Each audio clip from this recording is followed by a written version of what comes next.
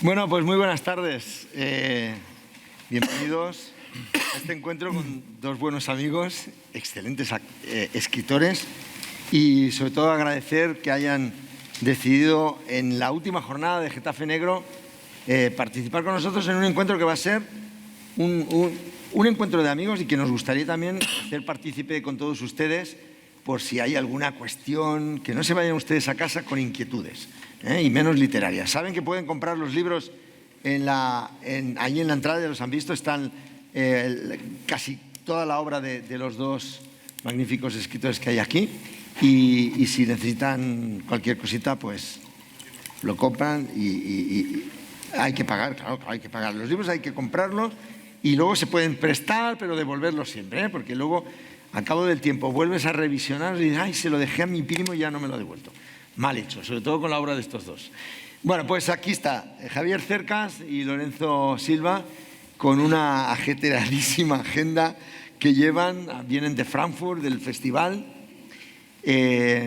pero sobre todo presentes aquí para charlar de la novela.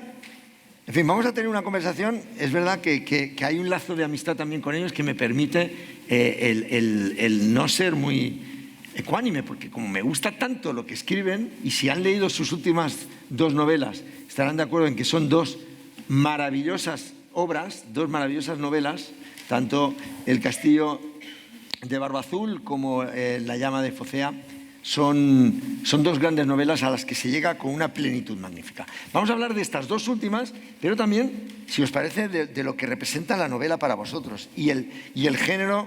Aquí está, Getafe Negro, la novela negra. Javier, empiezo por él, como invitado, el director, exdirector, pero que está presente en todos los actos. Bueno, Javier Cercas, tus novelas no son exactamente de policía, menos esta Terra Alta, la trilogía, pero tú siempre has dicho que la investigación, que en el fondo desde ese Cervantes, desde ese Quijote, que para ti es tu libro de cabecera, tus novelas tienen un punto policíaco, porque hay que desentrañar una trama que tiene una incógnita, ¿no? Sí, buenos días. Estoy encantado de estar aquí, la verdad. Es la segunda vez, ¿no? Segunda vez. Pero esto ha crecido mucho, ¿eh? Bueno. Joder. Sí, la otra vez lo hicimos como En otro lugar más pequeño. Mucho más pequeño. Bueno, estoy encantado de estar aquí. Sí, no, es verdad. De hecho, eso se me ocurrió, te lo conté. Se me había ocurrido aquí, la primera vez que me invitó Lorenzo, hacía años, pensé, voy a un festival de novela negra y tal, y yo creo que voy a hablar. Entonces se me ocurrió una cosa que es cierta, y es que, bueno, Borges decía que todas las novelas son novelas policíacas, y tenía razón. Al menos todas las mías, como tú decías, lo son inequívocamente. Y todas las novelas que a mí me importan lo son, en la medida en que en todas hay un enigma y alguien que intenta descifrar ese enigma. Y en eso consiste la esencia del género policial, ¿verdad? Yo escribí un librito, que en realidad eran unas conferencias que di en Oxford, que se titula El punto ciego, donde un poco uno de los argumentos era ese, ¿no? Cómo en todas las novelas, desde la novela moderna, o sea, desde el Quijote, en todas ocurría, o en muchísimas de ellas ocurría eso, ¿no? Entonces sí, es verdad que estas últimas novelas, o sea, estas tres últimas novelas, se asocian más claramente a ese género, porque pura y simplemente porque el protagonista, en la primera de ellas, sobre todo, en la última ya no, pero en la primera y en la segunda es un policía. No es algo que yo me propusiese. Yo creo que el caso de Lorenzo es distinto, sí. Sospecho que es distinto, pero en fin, no es algo, yo no me propuse, bueno, ahora voy a escribir novelas policíacas. No es algo que yo me propusiese, sino que simplemente surgió así.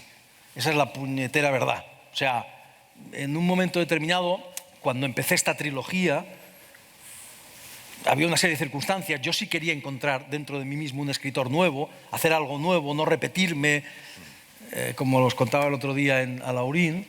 Entonces yo sí buscaba algo nuevo. Pero, sobre todo, lo que ocurrió es algo mucho más sencillo. Es que yo tenía en la cabeza a un personaje que se me apareció, literalmente, un día, un tipo oscuro, violento, un joven, un chaval joven, oscuro, violento, lleno de furia, lleno de dolor, etcétera, etcétera, y empecé a buscar quién era este tío. Se llamaba Melchor Marín, eso es lo único que sabía, que su madre era puta, que había nacido en el barrio más duro de la Barcelona metropolitana, y empecé a buscarle, empecé a buscar quién era. Y a medida que buscaba, en un momento determinado me dije, este tío solo puede ser policía. Solo puede ser policía. Creo, ahora con el tiempo, creo que es porque estas novelas, esas tres novelas que para mí son una sola, giran en torno a un tema que es el de la justicia, el de la venganza, el de la ley. Y claro, ¿verdad? Inevitablemente un tema así, un policía te lleva a un tema así o se plantea ese tema de manera más natural cuando estás hablando de un policía. Entonces, ¿son novelas policíacas? Sinceramente, me da igual. O sea, a mí lo que me gustan son las novelas, me gusta la buena literatura. Y a veces resulta que esa buena literatura es eso que llamamos novela policial. Pero yo no soy, no sé vosotros, yo no soy un lector de novela policial. Yo no soy... Entiendo que hay gente que sí lo es. Y sé que prefiere un género a otro. Claro, y es... lectores de novela policial. ¿Vale? Yo no lo soy.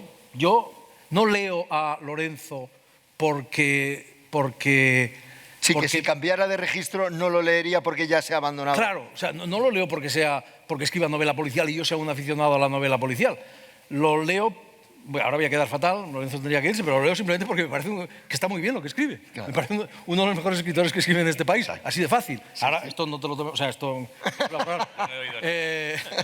No he oído nada. Pero es así, o sea, yo no leo, no sé, a Don Winslow, sí, por poner un caso de un escritor... Sí. Que me parece uno de los grandes escritores que hay ahora mismo. Así, no sé, sí. Para mí está clarísimo. Este tío resulta que dicen que escribe novela policial. Sí, parece que sí, hay policías por ahí y tal. Bueno, pues muy bien, me parece estupendo. Pero yo no le leo porque yo lea novelas policiales, lo leo...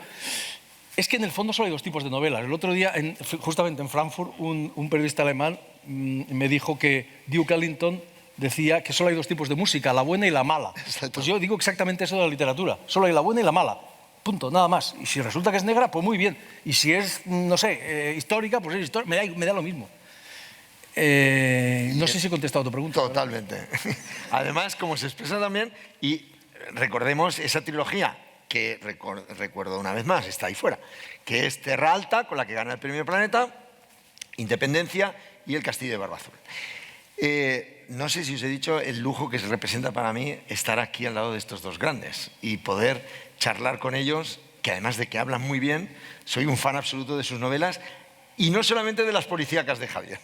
Es decir, El impostor, Soldados de Salamina, Las leyes de la frontera, que no tienen nada que ver con el género policíaco y es una delicia.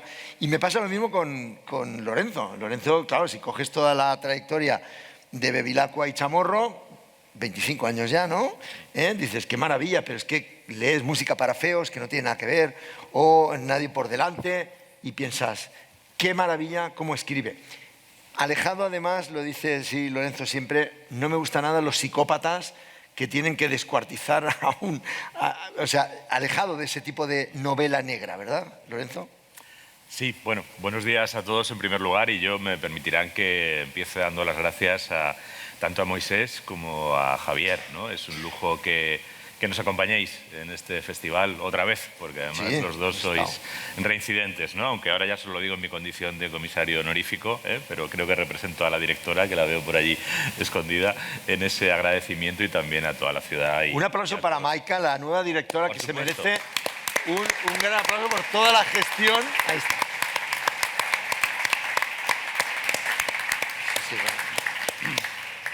Sí, porque hay que decirlo, ¿no? Este año el festival, además, lo comentaba a la puerta, es fundamentalmente, que es algo que a mí me satisface enormemente, es fundamentalmente obra de dos mujeres, Maika, que está ahí, Ana, que anda por ahí, y bueno, y sus respectivos equipos y también el equipo del ayuntamiento, ¿no? Pues cómo íbamos a decir no si nos llama este equipo a estar aquí compartiendo con todos ustedes y encima de novela que nos gusta, o sea que... Y dicho lo cual, que es obligatorio, no solo obligado, sino además placentero para mí, fíjate, decía Javier que él no quiso escribir novela policíaca. Yo Yo tampoco he querido nunca escribir novela policíaca. Yo tampoco me considero un lector de novela policíaca. He leído mucha novela policíaca y sobre todo en los últimos 14 años en los que he llevado la responsabilidad de este festival y me parecía que formaba parte de esa responsabilidad estar lo más y lo mejor informado posible respecto de lo que hacían mis compañeros y sobre todo respecto de lo que hacían mis compañeros y compañeras, por supuesto, para mí siempre está incluido, sí, pero no me importa desdoblarlo por cortesía, no pasa nada, pues sobre todo mis compañeros y mis compañeras nuevos, es decir, los que llegaban, ¿no? Los que estaban experimentando esa dificultad de ser desconocidos que hemos experimentado todos, ¿no? Y que sabemos todos lo dura que es, ¿no? Y por tanto he leído mucha novela policíaca, la he leído además con placer y la he leído con aprovechamiento y aprendiendo muchas cosas, pero yo nunca he sido un lector del género, yo siempre he leído de todo, ¿no? Y durante mi época de formación de lector te diré que no fui un lector especialmente intenso de novela policíaca, ¿no? Pues hombre, como todo el mundo, sí, me tropecé con Edgar Allan Poe, me tropecé con Conan Doyle, me tropecé con Agatha Christie, me tropecé con Wilkie Collins, me tropecé con Dashiell Hammett, me tropecé con Jim Thompson, con Jepsen Kane incluso, ¿no? Porque puse la película cuando yo era jovencito con todavía. Raymond Chandler. Bueno, una de las películas que hicieron sobre el cartero, ¿no? Se estrenó cuando yo era joven y me leí la novela, ¿no? Pero realmente lo que a mí me trajo aquí es que un buen día me tropecé con Raymond Chandler. Y entonces yo no quería escribir novelas policíacas, yo quería intentar escribir una novela de Raymond Chandler, ¿no? Todavía no me ha salido, pero bueno, yo lo seguiré intentando hasta el fin de mis días, ¿no? Y Raymond Chandler decía una cosa que a mí siempre me ha servido, decía muchas cosas que me han servido de guía, ¿no? Pero esta especialmente, ¿no? Él decía que sus novelas, era una manera que él tenía de definir su apuesta dentro del género policíaco, pero creo que de paso hizo una definición del género policíaco como tal y algo más, una definición de la literatura narrativa en su conjunto. Él decía que sus novelas eran la historia de un hombre en busca de una verdad oculta. Y es que me parece que no se puede definir mejor y no hay nada más que añadir. Es que eso es una historia. Un hombre o una mujer, y ahora muchas mujeres además, y algunas pues mira, también me gratifica poder decir que he contribuido a crearlas y también en alguna ocasión con una mujer, pues un hombre o una mujer en busca de algo que está oculto, que no es evidente, que no es notorio, que no es manifiesto. Si fuera notorio, manifiesto y evidente sería propaganda, ¿no? Al final hay que buscar algo oculto y que es verdad, porque si no es verdad, ¿para qué? ¿No?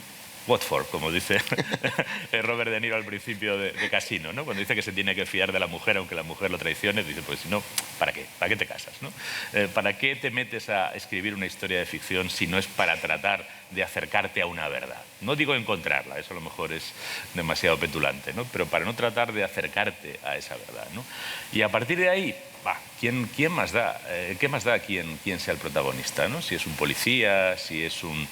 ¿Y qué más da también cuál sea el género en el que se inscriba la historia, ¿no? Porque, no sé, por ejemplo, mencionaba Javier a Don Winslow, ¿no? Don Winslow, sí, sus personajes son policías, agentes de la DEA, narcos, sí, digamos que se mueve siempre en las coordenadas del género, ¿no? Y lo hace bien, además, construye bien a esos narcos, construye bien a esos policías, construye bien a ese agente de la DEA, ¿no? Que es un personaje magnífico, porque es una enorme metáfora del fracaso de la guerra contra la droga, ¿no? Art Keller se pasa toda su vida luchando contra la droga, ¿no? En esa guerra contra la droga que declaró Ronald Reagan hace un montón de años, ¿no? Y al final de su vida hace balance y dice, llevo 40 años luchando, mi gobierno ha invertido miles de millones de dólares y son más fuertes que cuando yo empecé, y la cocaína y la heroína son más baratas. Y además yo estoy en la escala más alta, porque llega a ser jefe de la DEA. Sí. Y no hay manera. Entonces, bueno, pero ese personaje tiene mucho más. O, por ejemplo, a mí lo que me gusta de Don Winslow y donde creo que asoma el escritor es, por ejemplo, cuando te cuenta la vida de un chaval de Centroamérica que, huyendo de las maras, se monta en la bestia y acaba internado en un correccional en Nueva York, ¿no? La historia de ese niño es maravillosa, que está en The Border, en la frontera, ¿no? O cuando te cuenta, y esto es todavía más difícil, en ese mismo libro, la peripecia de dos junkies de Staten Island que están tratando de trampear para conseguir heroína degradada mezclada con fentanilo que los mata, ¿no? Y eso lo cuenta inmejorablemente, porque ahí es donde está un escritor, ¿no? Y yo creo que esa es ese es el desafío, ¿no? Buscar esa verdad oculta y hacerlo con personajes que sean verdaderos. Si son guardias civiles, Mossos d'Esquadra o junkies de Staten Island, es relativamente accesorio. El cuerpo al que Es magnífico lo de Chandler, porque es exactamente lo que estábamos diciendo. Y era mi argumento en el punto ciego, ¿no? Como lo has dicho otra vez. Un hombre en busca de una verdad oculta. Es que no se puede decir con menos palabras. Un enigma y alguien que quiere descifrar ese enigma, decía yo. Y siempre es así. Siempre, en algunos casos de manera muy visible. O sea, si ustedes recuerdan las novelas de Franz Kafka, por ejemplo, son puras novelas policiales. Un señor que tiene que averiguar algo que hay en el castillo, porque le persiguen, porque le persiguen, etcétera. O sea, siempre es así. O sea, Moby Dick, la ballena blanca, me la tengo. ¿Qué es la ballena blanca? Es un enigma como una casa. No sabemos qué carajo es la ballena ¿Dónde blanca. está y cómo la puedo vencer? ¿No? ¿Y qué es? ¿Y qué significa para Hub? ¿Es el bien? ¿Es el mal? ¿Es Dios? ¿Es el diablo? No lo sabemos. Pero dejadme que os diga una cosa a propósito de lo que dice Lorenzo. O sea, a mí hay... De acuerdo, o sea, admitamos entonces, estamos de acuerdo en que esto del género negro en el fondo es igual, lo que importa es la literatura. Pero los géneros más o menos existen, podemos tener una idea y tal y cual. Entonces, a mí hay algo que me gusta mucho de la idea de la novela policial. Muchas cosas que me gustan mucho. Y mencionaré dos. Una es su carácter popular. La falta de pretensiones de la novela policial. O sea, creo que cuando el arte en general, la literatura en particular, la novela más en particular, se vuelve pretencioso, pierde algo esencial. Es decir, lo decíamos el otro día, creo, en Alaurín, una de las cosas, uno de los baldones que pende sobre la novela policial, todavía hoy, y tú lo sabes mucho mejor que yo seguro, aunque no hemos hablado de eso, es que para el mundillo literario la novela policial es un género menor. Esto es algo increíble. Tú te ríes, claro, porque tú debes haberlo. No, me río de la última muestra que tenemos de eso, ¿no?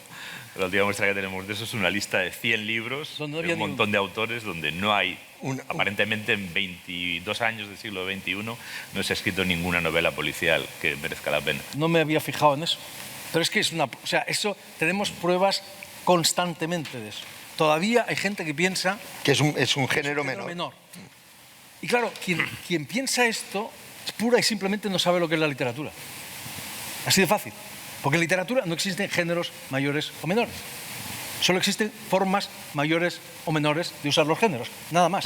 O sea, el género mayor para la antigüedad, para Aristóteles, que era la tragedia, claro, la tragedia tiene cosas buenísimas. Sófocles, Shakespeare, lo que ustedes quieran. Fantástico. Pero tiene unas toneladas de basura fenomenales. Depende de quién lo haga, ¿verdad? Entonces, con el género policial ocurre exactamente lo mismo. La única diferencia es que es mucho más moderno, porque el género policial, aunque los pedantes lo remonten a, qué sé yo, a Sófocles... Antígona. Claro, es falso. En realidad, quien lo inventa es Edgar Allan Poe. O sea, Edipo Rey, perdón. Edipo Rey. Entonces, claro, es mucho más moderno, claro. Pero claro, hay cosas malísimas, por supuesto, se escriben toneladas de cosas, hay muchas malas, pero hay cosas extraordinarias. O sea, algunos de los grandes escritores son escritores de novela policial. O sea, tú has mencionado a Chandler, uno de los grandes escritores. Simenón, cuando vivía, nadie se atrevía a decir que era un buen escritor.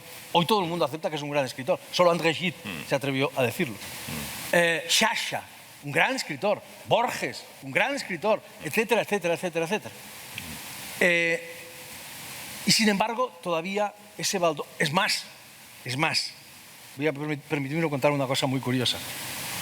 A propósito de mi último libro, Vargas Llosa, con una gran generosidad, escribió un artículo y tal. Pero era muy interesante el artículo de Vargas Llosa porque decía, claro, yo cuando vi a Javier Cercas escribiendo, que empezaba a escribir estas novelas como policiales, me asusté y dije, pero hombre, ¿por qué se dedica? Perdido. Claro, se ha perdido. ¿Por qué se dedica? Se ha ido a lo fácil. Claro, sí. Y luego decía, no, pero claro, ya cuando las he leído me he dado cuenta que está muy bien. Pero incluso Vargas Llosa, y luego decía una cosa muy interesante, que no tiene un pelo de tonto, por supuesto. Decía, es que en realidad hay muy pocos grandes escritores del siglo XX, al menos del siglo XX, que de un modo u otro no se hayan servido de los mecanismos del género policial. Evidentemente, o sea, el Faulkner, Hemingway, Kafka, etcétera, etcétera, etcétera, ¿no? Claro, Entonces, el problema es este. O sea, volvemos, solo hay dos tipos de novelas, las buenas y las malas, no hay nada más. Y el problema es que ese es el segundo baldón. Creo que el otro día en el Aurín también lo mencionábamos. Es que es un género popular. Y todavía vivimos en una sociedad, bueno, vivimos en una sociedad literaria, en un mundo literario en el cual se considera buena literatura. Tú has puesto el ejemplo de la lista esa, yo no había reparado en eso, pero fíjate, tú reparaste en eso. En la buena literatura es literatura minoritaria, secreta, de catacumbas. Y la literatura que llega a mucha gente, esa literatura no puede ser buena, esa literatura no... Siempre ha habido ese debate de si los bestsellers Claro. son... Pero es un debate absurdo, no tiene ningún sentido. Es decir, no tiene el más mínimo sentido. Es decir, la mejor novela que yo conozco, si conocéis una, por favor, sacadla inmediatamente, la escribió en español y se llama Don Quijote de la Mancha. Esa es la mejor novela que yo conozco. Esa novela fue... Y tú dices que está todo ahí. Sí, lo creo. Y más. Esa novela fue un éxito fenomenal. Fue Y es, no, pero en su propia época. Sí, sí. O sea, es uno de los grandes Fue un bestsellers bestseller. de su época. Fue un bestseller. Y es un libro para la gente. La gente cree que ese es un libro... Claro, mencionamos el Quijote, sobre todo en España, en cualquier lado, y Dios mío, hay que ponerse firmes, esto es para catedráticos de Oxford. ¡Mentira! Es un libro para la gente, es un libro popular, es un libro de risa. Eso es lo que es ese libro, ¿verdad? Lo era y sigue siéndolo. Lo que pasa es que la gente se asusta. Shakespeare lo mismo. Shakespeare no era un autor, minoritario. Los éxitos de Shakespeare eran fenomenales. Ese señor se ganó la vida muy, pero que muy rentequete bien. Y su literatura era popular y no era considerada con seriedad. Ni Sófocles ni Eurípides. Nada. Escritores Claro, popularísimos. o sea, pero estamos hablando ya de gente moderna, digamos. Es que Shakespeare ni siquiera se publicó con seriedad en vida. No era prácticamente ni literatura. Y los grandes novelistas del siglo XX, del siglo XIX, ocurría exactamente lo mismo. Yo he venido aquí a hablar de mi libro. Entonces, el protagonista de mi libro se pasma, su vida cambia con Los Miserables. Los Miserables, Sí. que ahora también es otro clásico, era un libro que provoca un terremoto en su época. Los Dickens, Balzac, todo esto, era gente popularísima. También la poesía. Yo creo que fue George Steiner quien dijo una cosa maravillosa. Dijo, Lord Byron era tan popular en su época. David Bowie. Como sí, él dice como Paul McCartney, como David Bowie. Entonces, con esto no estamos diciendo, yo no estoy diciendo, y creo que ninguno de los que aquí estamos diría que solo la literatura, solo los bestsellers son buena literatura. Es absurdo. Hay muchísimos libros que se venden mucho y son muy malos, obviamente. Lo que estamos diciendo es que no necesariamente la literatura popular es mala, eso para empezar, no necesariamente. Y dos, y muy importante, quizá lo más importante, aquí lo que estamos es a favor de la popularidad de la literatura. Claro. No de la literatura popular, sino de la popularidad de la literatura, de que la literatura salga de las catacumbas Y llegue a todo el mundo. y les diga a la gente cosas realmente relevantes, importantes, etcétera, etcétera. Entonces, acabo. A mí esta humildad del género, esta modestia del género, me parece maravillosa. Porque esa humildad es siempre ha sido la de la gran literatura. Cervantes no tenía las pretensiones, las dejó ya cuando Shakespeare lo que quería era entretener a la gente. Lope decía, y hay que entretener al español, hay que, como decía, la cólera, sobre todo hay que apaciguar la cólera del español sentado. Porque que no se enfadase la gente que iba al teatro. La cólera del español sentado. Eso es lo más importante, mantener al español sentado, que no lo armase. Entonces, esa cosa de entretener a la gente, porque la literatura, la gran literatura, acabó, no es aburrida, coño, perdón. Cervantes es divertidísimo, Shakespeare es divertidísimo, Sí, sí. Dickens, los grandes. Luego son muchas otras cosas. Luego la gran literatura no es solo entretenimiento, pero nunca es aburrida. No. Entonces esto me parece que es fundamental. Ahí, como en muchas otras cosas, también Chandler tiene muchas reflexiones que son que vienen completamente al pelo, ¿no? Literatura popular. Él, por ejemplo, salía al paso de quienes decían que la novela policíaca, y eso lo dijo algún académico norteamericano de la época, como además se publicaba en buena medida en revistas baratas que se vendían en kioscos, Pulp Fiction. Sí, Pulp Fiction. o, por ejemplo, bueno, pues las diversas, ¿no?, que fueron conocidas, Black Mask y demás, decían, claro, estos son los libros que leen los mecánicos en el metro cuando vuelven al taller, ¿no? Y entonces el tipo de Princeton que decía esto, pues decía, en fin, no lo he podido dejar más bajo, ¿no? Y ahí decía Chandler, oye, a lo mejor, lo que leen los mecánicos en el metro a la vuelta del taller, es decir, personas cansadas, con una formación que no es la que has recibido tú y que en muchos casos son inmigrantes que no dominan bien el idioma, a lo mejor eso es más importante de lo que tú te crees, porque a lo mejor ese género o esa literatura popular no solo está iluminando la vida de todas estas personas, sino que además les está enseñando inglés. Es decir, que está conformando su visión de la sociedad en la que viven y en la que han sido acogidos mucho más que todos tus papers, que solo lees tú y tus compañeros. Es decir, me parece que es un razonamiento para tenerlo en cuenta, ¿no? Pero la parte decía más cosas, ¿no? Decía, sí, es verdad que a igualdad de condiciones un tema más poderoso, ¿no? Más elevado, más, pues puede producir literatura mejor, ¿no? Dice, pero lo importante no es de que vaya un libro, dice, y decía una cosa muy del humor de Chandler, ¿no? Porque el tema más importante de todos, ¿cuál es? Dios, ¿no? No hay ningún tema más importante que Dios, creas o no creas, ¿no? Sin embargo, se han escrito muchos libros aburridísimos e insoportables y plúmbeos sobre Dios, y sin embargo también se han escrito muy buenos libros sobre algo tan sencillo como cómo ganarte la vida y seguir siendo honrado, ¿no? Por ejemplo. Y otra cosa que decía Chandler, que a mí siempre me ha dado que pensar, es esa distinción, o esa confusión interesada que se hace entre el bestseller como literatura hecha por un oportunista para halagar al lector y sacarle los cuartos, y el libro que no lee nadie como la única literatura honesta que realmente hace un artista excelso para morir de hambre, despreciado por el populacho, pero convencido de que está cumpliendo con su deber, ¿no? No sé si lo he descrito bien. Lo haces maravillosamente, bien. Pero eso es algo de hace 4 días. Bueno, pero es que esto es lo que dice, no es tan fácil como eso. O sea, no es tan sencillo. Lo difícil y lo que merece la pena es cómo escribir de lo que tú necesitas escribir, de lo que tú sientes que es imprescindible abordar en tu literatura y conseguir que eso a la gente le interese.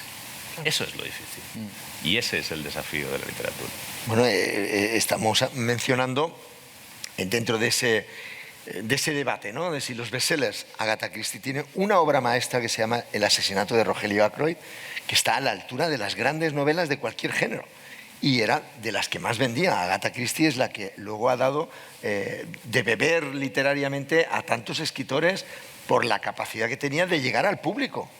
Y podemos decir más, el padre del género negro es Edgar Allan Poe, que es el padre de la literatura contemporánea, en prosa y en verso. O sea, nada menos.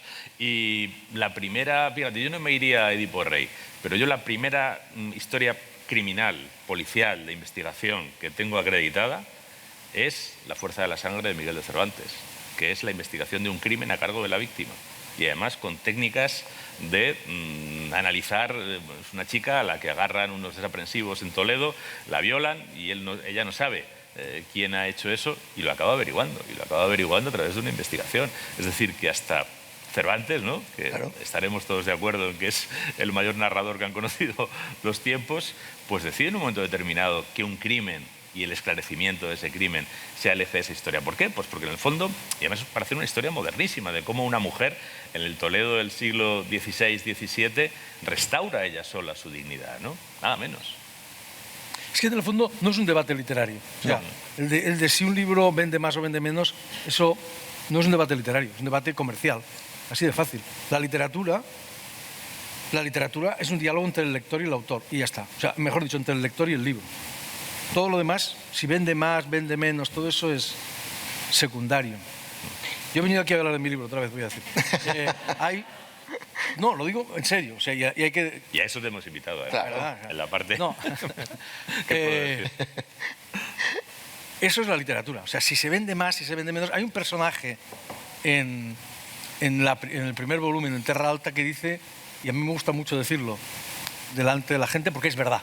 Porque es una de las pocas verdades absolutas que yo conozco, y es como la carta robada de Edgar Allan Poe, una verdad secreta. Está tan a la vista que es secreta, como la carta robada de Edgar Allan Poe, que es uno de los primeros cuentos policiales que se escribe. La dice un bibliotecario en la cárcel de Quatre Camins, al lado de Barcelona, un bibliotecario que le llaman el francés, que es una bestia tremenda, que es el que introduce de manera involuntaria al protagonista en la literatura. Y dice, la mitad de una novela la escribe el autor, el novelista. La otra mitad la escribe el lector. Esto es una verdad, la única verdad de las pocas verdades absolutas que yo conozco y la esencial cuando hablamos de literatura. O sea, una novela es una partitura. Y es el lector como que la interprete. Y además, cada lector la interpreta a su manera. Y porque lo lee en una época de su vida diferente, ¿cuántos hemos releído una novela y hemos dicho, no me había dado cuenta lo maravillosa que es, y he encontrado otras aristas que no encontré en su primera lectura? O te aburre. O te aburre. Al cabo de 20 años te aburre. Porque tú has vivido otras cosas, en eso consiste la magia de la literatura. Es decir, aquí el gran malentendido, el terrible malentendido, es pensar que el protagonista de la literatura somos los autores. Eso es falso completamente. Los protagonistas de la literatura son los lectores. Hay una refutación, además, palmaria de esa suposición, ¿no? Que es la cantidad de obras literarias que siguen vivas, incluso tienen una vida mucho mayor después de la muerte del autor, ¿no? Claro. El autor desaparece, hay obras literarias cuyo autor ha desaparecido hace 25 siglos. Esas son las buenas. O sea, ¿por qué Tucídides? Nosotros sobramos. ¿Por qué Tucídides está vivo? ¿No? Pues porque, hombre, el hombre trabajó, el hombre curró lo que pudo, y además en condiciones difíciles, expulsado de su ciudad y todas estas cosas, ¿no? Pero claro, son un montón de lectores ilustres, ¿no? Entre otros Winston Churchill, que no iba a ningún lado sin los libros de Tucídides, ¿no? Los que han hecho una lectura de esa historia, de una remota guerra entre Atenas y Esparta, que qué nos importa si ya no existen ni Atenas, no existen, pero no son estados, ni Atenas ni Esparta, ¿no? Y sin embargo ha tenido tantos y tan buenos lectores,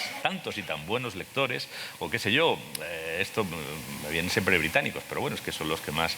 cuando Thomas Edward Lawrence hacía la campaña del desierto y llevaba a Píndaro, ¿no? Claro, yo me leía a Píndaro porque Lawrence llevaba los poemas de Píndaro en la guerra del desierto, ¿no? Y cuando lo lees, lo entiendes, ¿no? Lo entiendes cuando lees a Píndaro decir, hazte el que eres, ¿no? Es decir, Lawrence se hizo el que era. Es decir, no solo es un lector, sino que es alguien que con su ejemplo de vida demuestra la potencia de ese poema escrito por un griego remotísimo hace 25 siglos, que no sería nada sin ese lector, sin todos los lectores, ¿no? Hay una carta de Virginia Woolf, fantástica, que habla con uno de sus lectores. Y le dice, mire, ustedes esto lo tienen muy mal entendido. Usted no acaba de entender esto. Mire, los autores, o sea, ustedes los lectores no están ahí abajo escuchando lo que nosotros decimos, leyendo lo que nosotros decimos y recibiéndolo de manera pasiva. Y nosotros aquí lanzándoles las verdades y ustedes comiéndolas y digiriéndolas y tal, y qué bien, nos hemos quedado muy... Esto no es así. Esto es un diálogo entre ustedes y nosotros. Esto es un diálogo entre ustedes y los libros. Eso es la literatura. En ese diálogo consiste la literatura. Y el milagro sucede cuando coinciden. Cuando coinciden. Es decir, tú ponle a un rapero a que interprete, pues, qué sé yo, no sé, una pieza de cámara de Bach, ¿no? Pues, a ver, puede haber raperos que le guste Bach, a ver, a lo mejor no es bueno, pero pensemos un rapero al que no le gusta Bach, ¿no? Y que le pones a interpretar eso, pues seguramente, aunque sepa música, será una porquería, ¿no? Igual que, pues al revés, ¿no? Ponle a un concertista que no acepte ninguna obra musical posterior a Bach, a interpretar, no sé, pues, lo último de Shakira, ¿no? Pues lo hará con tal desgana que aquello no sonará de ninguna manera. Igual. Pero cuando un libro se encuentra con su lector, es donde realmente brota algo, ¿no? ¿Y ahí qué efecto produce en el autor? Cuando hay esa comunión que como lector nosotros disfrutamos de esa manera tan brillante, ¿cómo lo vive el escritor cuando hay esa comunión? Yo me arrodillaría y besaría los pies del lector. Iba a decir, no sé qué dice Javier, pero claro, yo es que llevo más de 40 años haciendo esto. Y en esto el síndrome del impostor no se te quita jamás. Claro, es decir, cuando te dicen, oye, aunque solo te digan, vamos a tirar 3.000 ejemplares de tu libro, ¿no? Que tú y yo hemos tenido la suerte de que tienen alguno más, ¿no? Y tú te pones a calcular los árboles que van a talar y dices, realmente las tonterías que yo escribo merece que se atente contra estos seres vegetales que no estaban haciendo daño a nadie, ¿no? Y cuando hay alguien que te dice, pues, qué sé yo, mira, no sé, a mí me han dicho muchas cosas, como me imagino a ti también, de las que te justifican de una vez y para siempre, ¿no? O sea, no, hombre, no te hacen decir, bueno, pues ya está, ya me puedo tumbar la Bartola, ¿no? Pero sí te hacen decir, oye, mi vida no ha sido completamente inútil, ¿no? Creo que un ser humano tenga esa pequeña, diminuta, parquísima certidumbre es algo que necesitamos todos, ¿no? Cuando alguien te dice, no sé, estoy pensando, alguien te dice, mira, yo leí esta novela 15 días después de que muriera mi marido. Esto me lo han dicho a mí, por una novela mía, y además con esa novela me lo han dicho varias veces. Y tú no sabes el consuelo que ha representado para mí volver a leer estas páginas de tu novela, y te las enseña subrayadas. Y dices, vamos a ver, yo que siempre he pensado, digo, los que sirven para algo pues son los neurocirujanos, los que construyen puentes por los que pasa el AVE, los que... y dices, si yo aquí estoy haciendo gansadas, ¿no? Y de repente dices, oye, pues a lo mejor es algo, ¿no? Que alguien que está expuesto, inerme ante el dolor, tenga algo con lo que cubrirse del dolor, ¿no? Y que tú se lo hayas... Bueno, se lo ha proporcionado ella, como comentamos antes, con su lectura, ¿no? Pero tú has puesto algo que ha servido para hacer esa lectura. Eso es lo que hemos hablado. Bueno, es que ha hecho alusión antes un par de veces o tres a Laurín. Es que hemos tenido un encuentro brillantísimo hace poco con Elvira Lindo, hablando de literatura, de cine, de las adaptaciones, allí en Alaurín de la Torre, donde llevamos un espacio cultural. Y ahí salía otra de las cosas que, al hilo de esto de... Yo realmente es importante lo que hago. Cuando leí la adaptación cinematográfica de una obra, ¿no? Cuando Javier decía que a mí ahora venga un productor y me diga, quiero hacer película de tu novela, pues si yo lo único que he hecho es escribir esto, ¿le puede interesar ahora a alguien más verlo encima en pantalla? No lo castiguéis al espectador encima, ¿no? Y es esa faceta de la novela negra, en este caso de nuevo, el radiografiar la sociedad. Cuando uno lee novela negra, descubre las entrañas de la sociedad, la corrupción, las historias de amor, y aquí une también en las últimas novelas, en este punto a los dos autores que hay aquí, el conflicto generacional de padres e hijos, que también se ve en la trilogía de Javier Cercas, en Terra Alta, en Independencia y en El Castillo de Barbazul, especialmente más, y en las novelas de Chamorro y de Bevilacqua, donde esa sensación de paternidad, de protección de un policía hacia su familia, esos enlaces generacionales padre-hijo están muy presentes. También muy presente en la novela negra clásica, como las historias de amor. No se entiende una novela o una película negra sin esa historia de amor que tiene que haber y que muchas veces es de desamor, ¿no? ¿Qué pensáis? Sí, no sé, yo diría que lo que es relevante no suele ser evidente, como comentábamos antes, ¿no? Muchas de las cosas relevantes en una sociedad, ¿no? Hablemos de esa dimensión más de radiografía social, no son evidentes. Es decir, las decisiones que realmente nos afectan y que afectan a la vida de millones de personas muchas veces se toman de manera opaca en lugares a los que no hay acceso y donde no se produce un escrutinio. Pero además no solo no son evidentes, no solo no son visibles, muchas de ellas, sino que en general son conflictivas. Y yo creo que eso es, y vale para esta dimensión social y vale también para la dimensión personal, ¿no? Lo que sucede en una relación amorosa no es evidente y siempre tiene una dimensión conflictiva. Lo que sucede de crucial entre padres e hijos tampoco es evidente y también tiene una dimensión conflictiva, ¿no?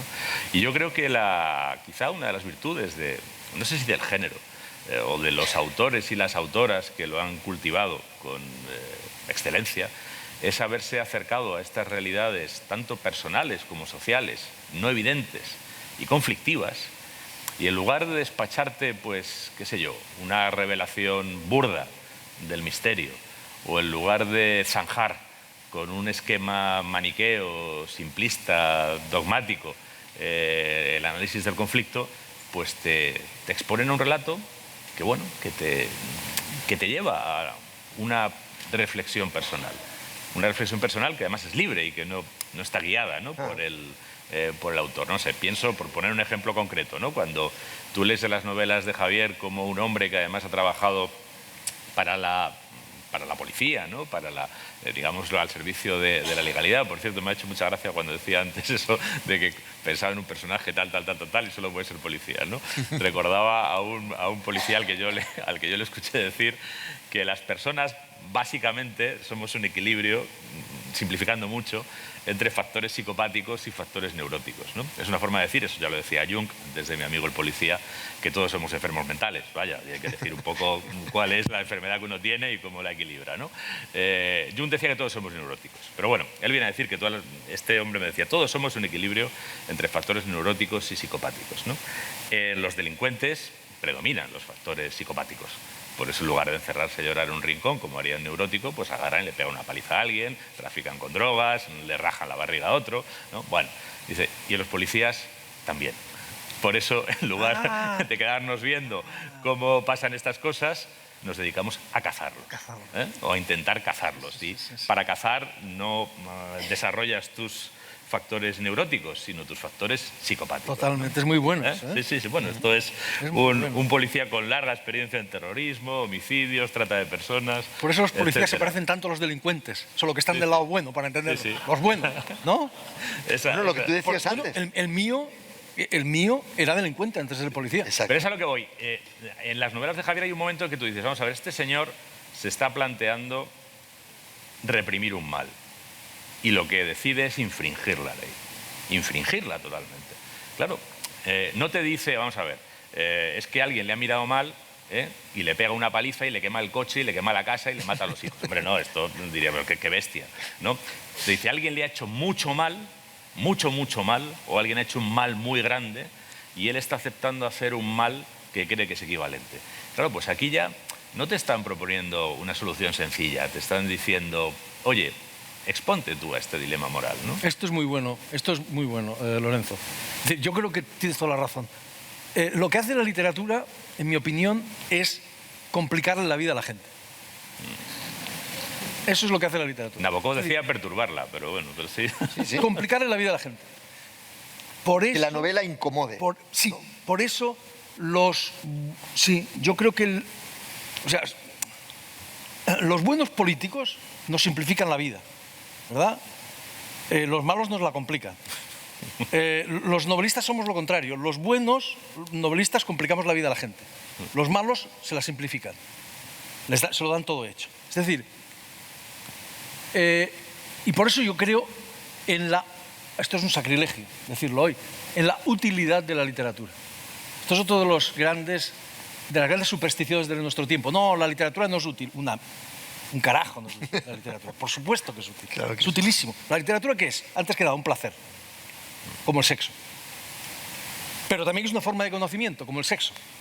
Conocimiento de uno mismo y de los demás. Por eso cuando alguien me dice que no le gusta leer, lo único que se me ocurre es darle el pésame o acompañarle el sentimiento, porque es como alguien que no le gusta el sexo.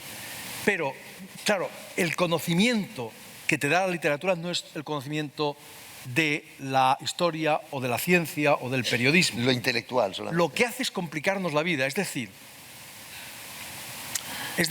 en estas tres novelas, que para mí son una sola, hay una pregunta central.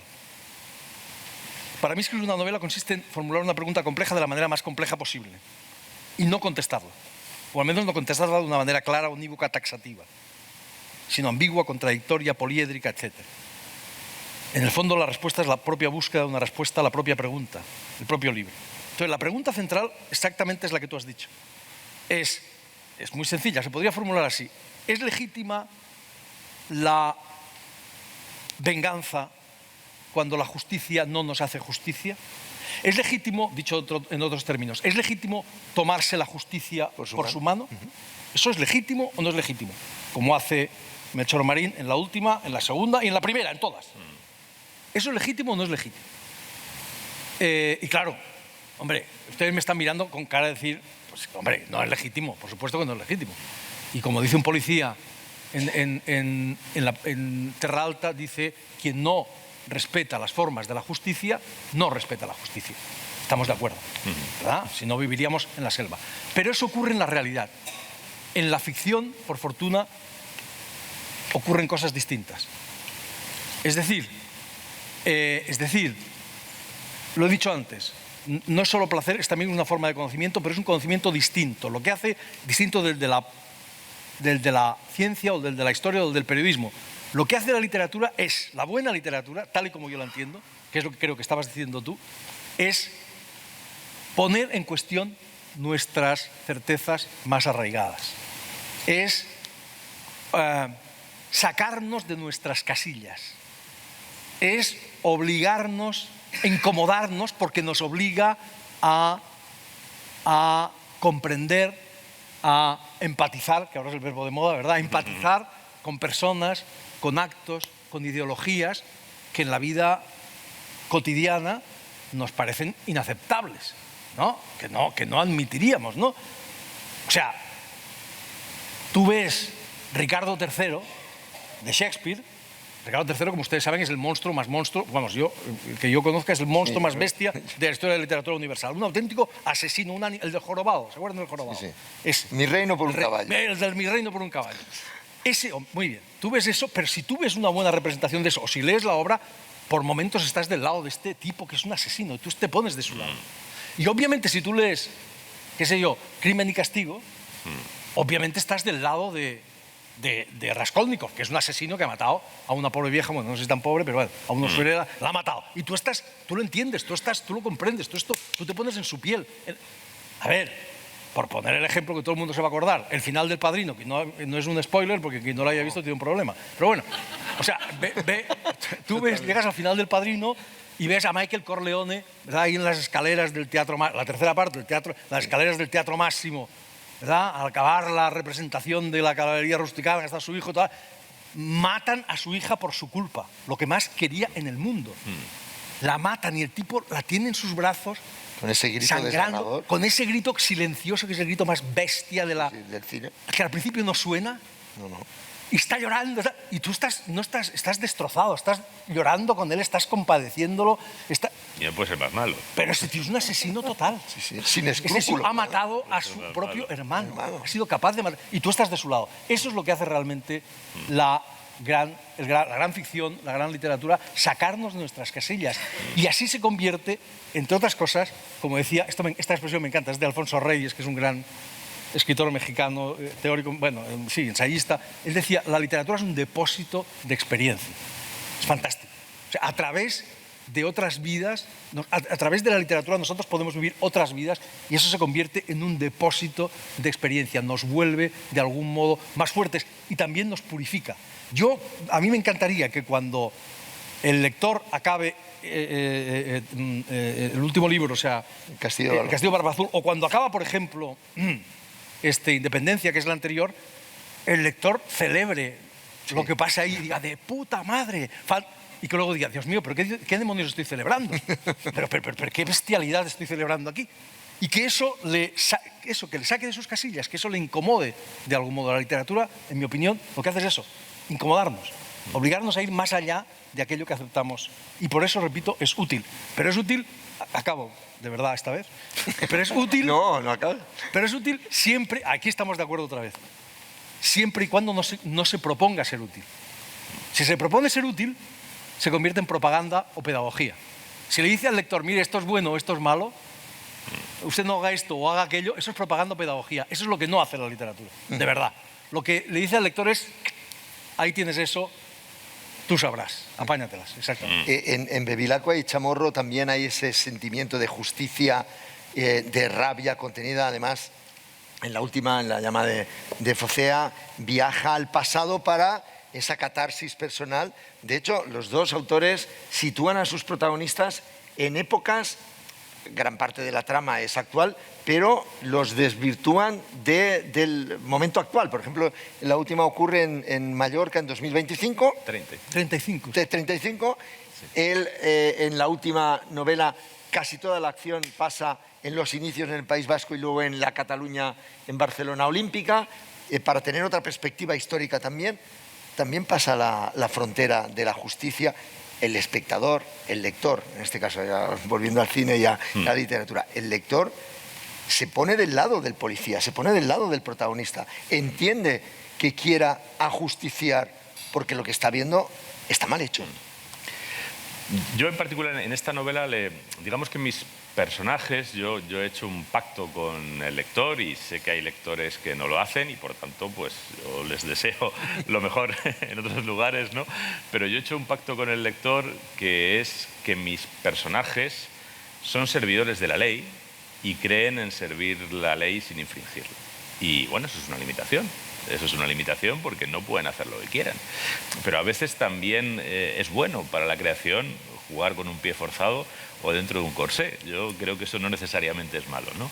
Mis personajes juegan dentro de ese corsé, y Bevilacqua, pues igual que sabe que no puede torturar a un detenido, que no lo puede interrogar si no está su abogado delante, que no puede poner un bicho espía en un coche sin autorización de un juez, y no lo hace por una convicción moral de que lo bueno es atenerse a esas reglas y lo malo sería infringirlas, sino porque tiene una conciencia de su utilidad social. Su utilidad social es que las pruebas que él recaba sean legales y sirvan para que una persona responda con arreglo a la ley de lo que hace. Entonces, sí, sabe que si se sale de ahí, pues en cierto modo está frustrando su propio papel en la sociedad, ¿no? Hombre, ya sé que es más aburrido, ya sé que es más divertido el poli que en un momento determinado al detenido le mete el cañón de la boca. Claro. El cañón en la boca. El otro día estaba leyendo una novela y jope, en 10 páginas ya está el policía metiendo el cañón de la pistola en un policía español actual, que eso te cuesta, en fin, vamos, estás fuera en 0 coma, ¿no?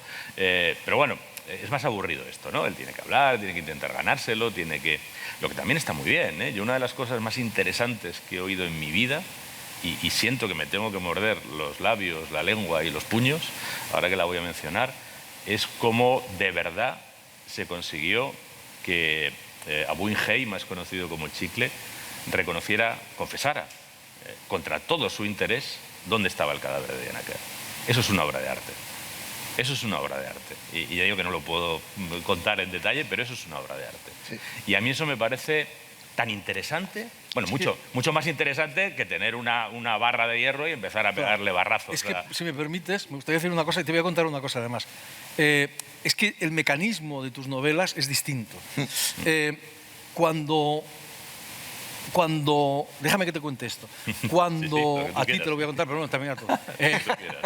Cuando yo me puse, o sea, cuando entendí que el protagonista de estas novelas iba a ser un policía, dije, me he metido en un lío porque yo no sabía cómo funcionaba la policía. Claro. No tenía ni idea. Yo no sé cómo tú llegaste ahí, pero yo no tenía ni idea. Y esto era 5, 6 años, 7, no sé. Y dije, pero bueno, me he metido en mi vida. O sea, escribir novelas significa meterte en líos, ¿no? Esto lo sabemos los escritores. Y aprender. Y aprender, exacto. Y aprender. Entonces, bueno, pues nada, lo primero que hice fue, pensé, pues ¿dónde voy? A la comisaría, voy a aprender a la comisaría donde va a transcurrir la novela, qué mejor sitio. Y efectivamente me fui allí, bueno, leí los libros correspondientes, tal y cual, todo lo que pude, etcétera, etcétera, y me fui a hablar con los policías que iban a ser los protagonistas, vamos, que trabajarían en el lugar donde ocurre la novela, las novelas, que es la Terra Alta, una comarca remota de Cataluña y tal. Bueno, muy bien. Me fui allí, un amigo me consiguió, tal, me recibieron de maravilla. No sé, en tu caso seguro la Guardia Civil te habrá puesto ya calle. O sea, bueno, te habrá hecho monumentos. Por supuesto. Serás general de brigada. Nada, guardia raso, horario. Bueno, igual.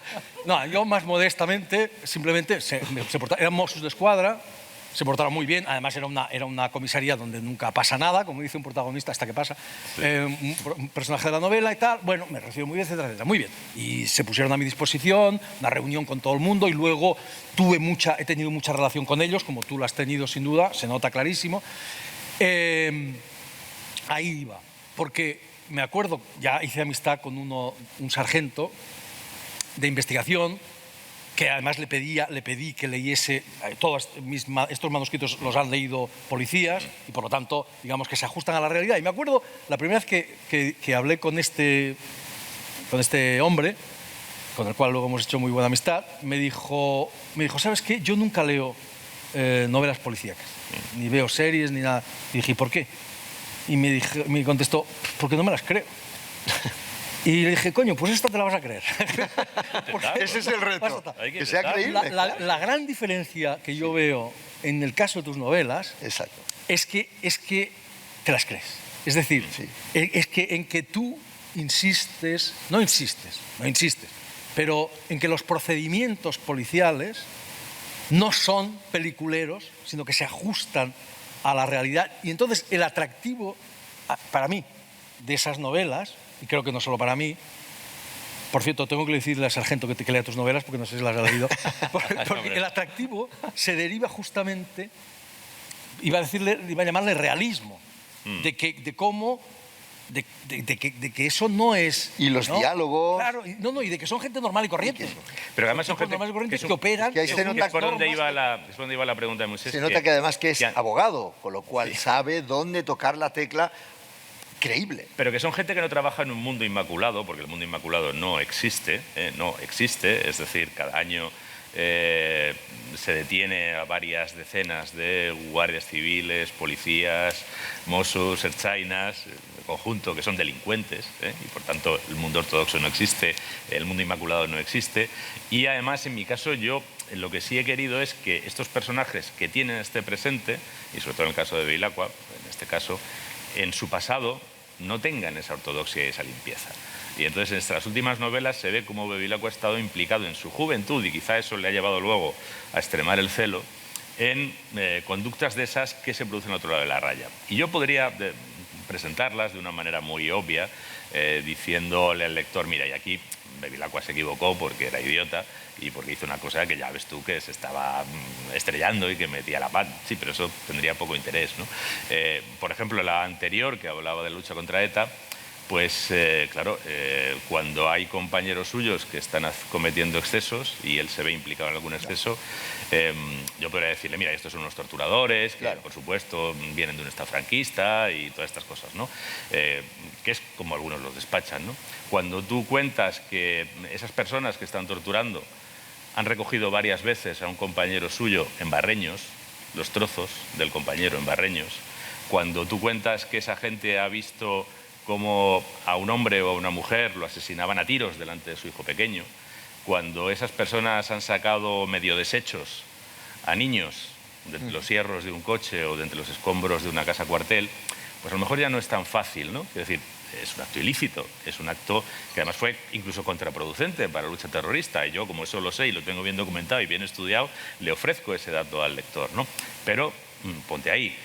Cuando en la última novela... Eso es complicarle la vida al lector. Eso es. Cuando en la última novela Bevilacqua va con su maestro en investigación criminal, que es un tipo, complejo, y está investigando una muerte por un ajuste entre clanes gitanos, entre Cornellá y no sé, que han tirado un tío destrozado ahí en el Garraf, y llegan a la convicción de que uno de los clanes ha ordenado la muerte de este individuo, y al final, pues lo que hacen, lo que se limitan a hacer, es con la connivencia del patriarca, al que le hacen ver que eso es lo que más le conviene, meter solo en la cárcel a los ejecutores y dejar fuera al autor intelectual, cuando Bevilacqua le dice, oye, ¿pero qué estamos haciendo? Pues estamos haciendo lo que podemos. Exacto. Estamos haciendo lo que podemos. Este aquí no lo tenemos pringado.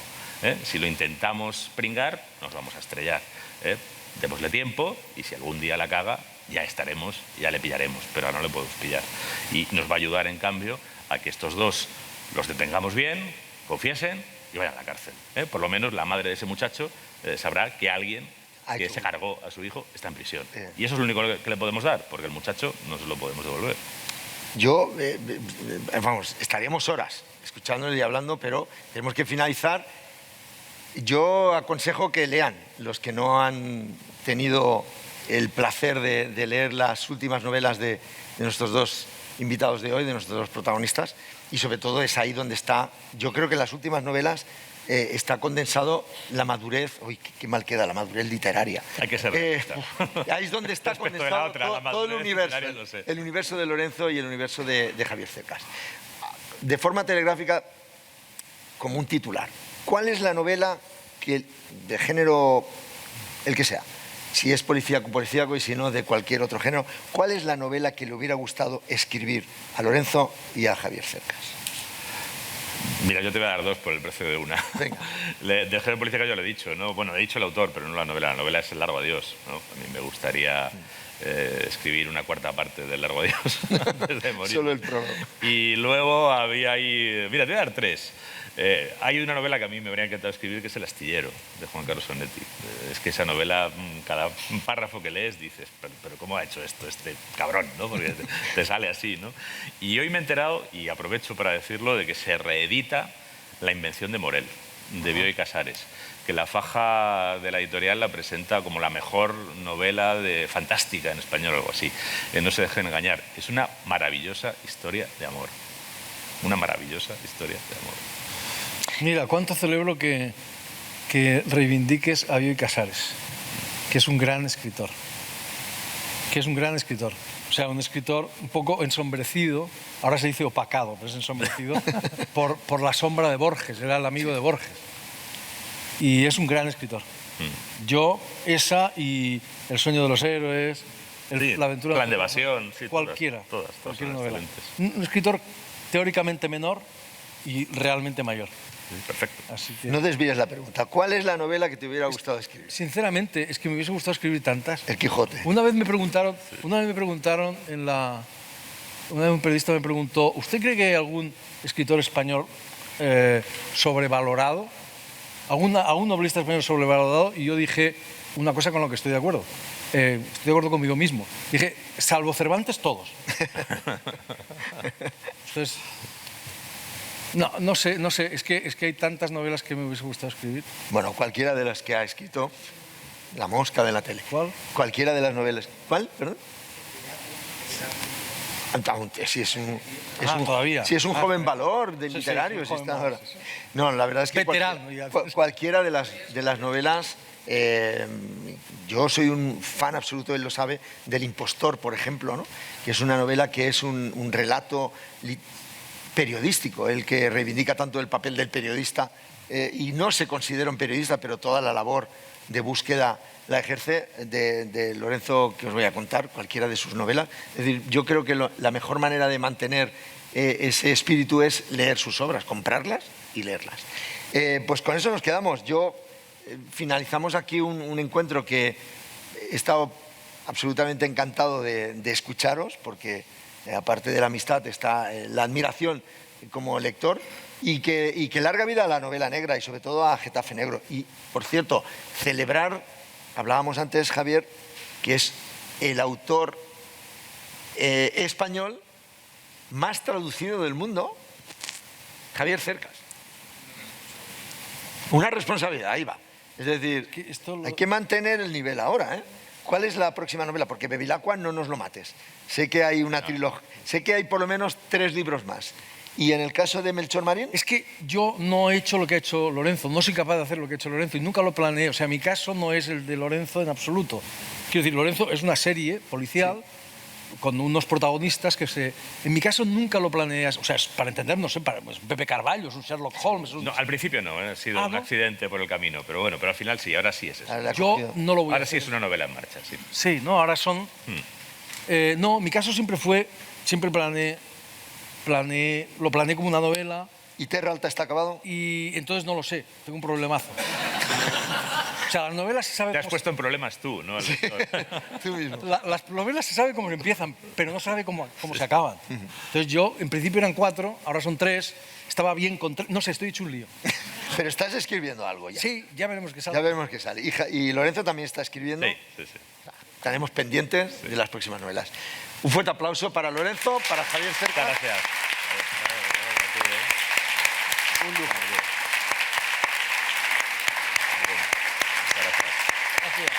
Gracias. Así que ya está. Vamos.